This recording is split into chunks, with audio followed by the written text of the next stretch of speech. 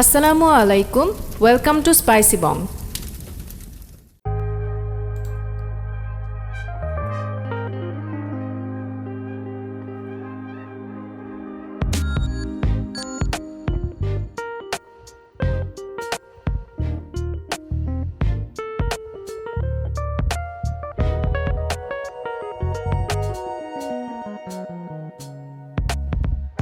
আমার আজকের রেসিপি লাউ চিংড়ির তরকারি।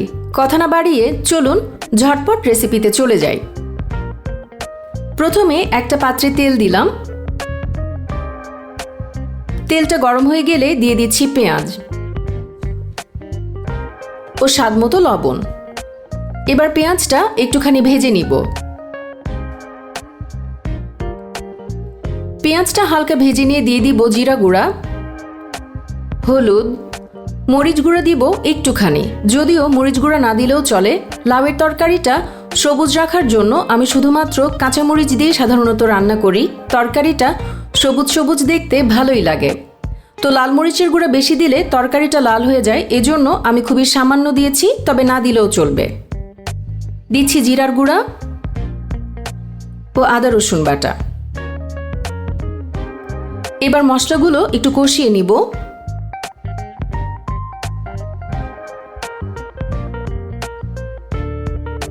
মশলা কষিয়ে নিয়ে চিংড়িগুলো দিয়ে নেড়ে দিব।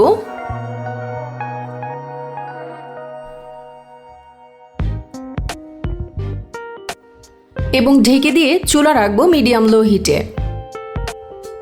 চিংড়িটা 8-10 মিনিট রান্না হবার পর এতে দিয়ে দিচ্ছি পাতলা করে কেটে নেওয়া লাউ।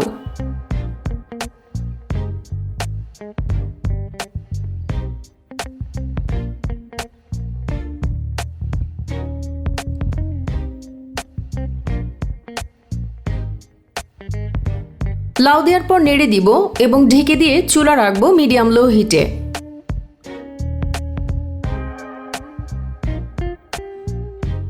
8-10 মিনিট পর দিয়ে দিব টমেটো ও কাঁচামরিচ।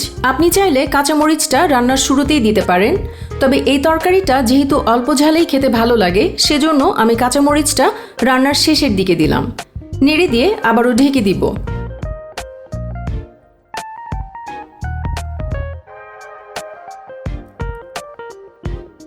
লাউটা সেদ্ধ হয়ে গেলে এবং ঝোলটা কমে গিয়ে কিছুটা মাখা মাখা পর্যায়ে এলে ধনেপাতা দিয়ে রান্নাটা শেষ করব।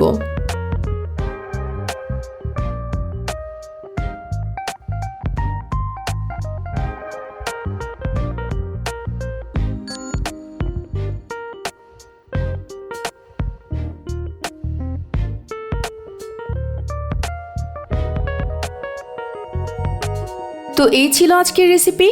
আশা করি আপনাদের ভালো লেগেছে। ভালো থাকবেন। আল্লাহ হাফেজ।